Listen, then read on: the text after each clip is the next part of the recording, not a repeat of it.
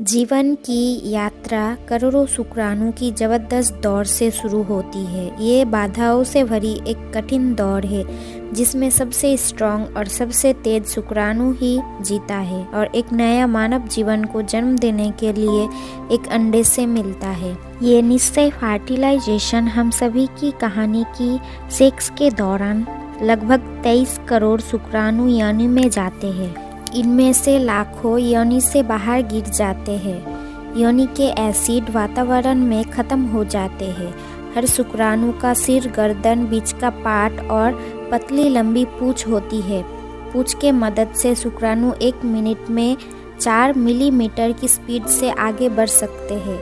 Ovulation के दौरान सर्दी यानी बच्चेदानी का मुंह थोड़ा खुल जाता है। बच्चे कुचे शुक्राणु इसकी तरफ आगे बढ़ते हैं, लेकिन कई शुक्राणु सर्विस में मौजूद म्यूकस में फंस जाते हैं और कई सर्विस की परतों में अटक कर दौड़ से बाहर हो जाते हैं। बचे हुए शुक्राणु बच्चेदानी तक पहुंच जाते ही बच्चेदानी में संकुचन या कॉन्स्ट्रक्शन होते हैं जो इनको अंदर जाने में बहुत ही मदद करते हैं।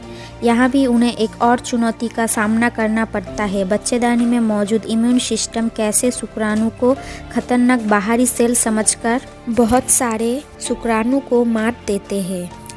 अब कुछ हजार शुक्राणु ही बाकी रह जाते हैं और ये तेजी से फैलोपियन ट्यूब की तरफ बढ़ते हैं। किस्मत वाले उस फैलोपियन ट्यूब में जाते हैं जिस पर अंडा होता है। फैलोपियन ट्यूब में छोटे छोटे बालों जैसा सिलिया होते हैं। ये सिलिया अंडे को बच्चेदानी की तरफ धकेल देते हैं। इस बालों की खिलाफ सिर्फ सबसिस्ट स्ट्रॉन्ग ही आगे बढ़ पाते हैं, बाकी इस क्रिया में फंसकर रह जाते हैं। अंत में 23 करोड़ शुक्राणु में से केवल 1 दर्जन शुक्राणु आखिरी चरण तक पहुंचते हैं। अब ये सभी अंडे की तरफ बढ़ते हैं। केवल 1 शुक्राणु अंडे में प्रवेश करता है और इस दौड़ का विजेता है। इसके बाद अंडे में कई बदलाव होते हैं जो अंडे की बाहरी दीवार को सख्त बना देते हैं। अब कोई और शुक्राणु अंडे में प्रवेश नहीं कर सकता। अंडे के अंदर जाने के बाद शुक्राणु का सिर अलग हो जाता है। पुरुष और महिला के एक एक शुक्राणु मिलकर नया डीएनए कोड बनता है।